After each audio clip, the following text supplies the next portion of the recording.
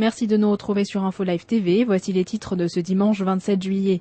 Le président iranien Mahmoud Ahmadinejad a déclaré samedi que son pays possédait 5000 à 6000 centrifugeuses destinées aux activités d'enrichissement d'uranium. Il a ainsi confirmé que la République islamique avait étendu son programme nucléaire controversé.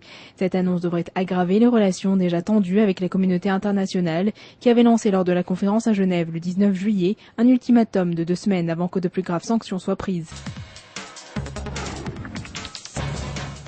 Un ancien chef du Mossad, Ephraim Halevi, a déclaré dans une interview donnée au Time Magazine qu'une offensive israélienne contre l'Iran aurait des répercussions sur Israël d'une portée de 100 ans et devrait être considérée comme une solution de dernier recours. Celui-ci a également ajouté qu'une attaque iranienne n'aurait pas de graves conséquences sur l'État hébreu puisqu'Israël a les moyens d'intercepter les missiles de Téhéran. Une autre source sécuritaire a confié que si un raid israélien devait être réalisé, ce ne serait pas avant les élections américaines. Nouvelle vague de violence à Gaza. Vendredi soir, l'explosion d'un véhicule a causé la mort de 5 membres du Hamas et d'une fillette de 6 ans.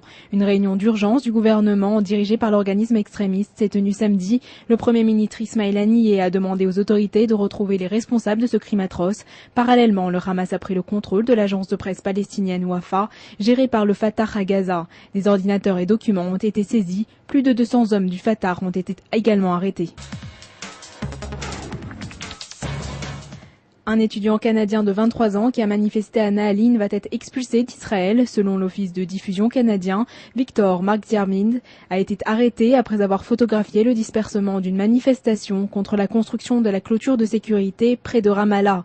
L'organisation des droits de l'homme à laquelle il est affilié soutient qu'il a été maltraité par les forces de police israéliennes. Le porte-parole de Tsahal n'a pas encore commenté l'information.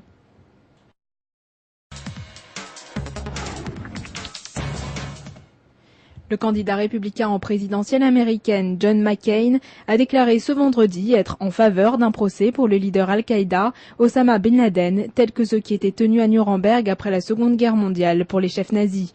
McCain a également déclaré vendredi, au cours d'une interview accordée à CNN, qu'en cas d'accession à la Maison-Blanche, il transférerait immédiatement l'ambassade américaine en Israël de Tel Aviv à Jérusalem.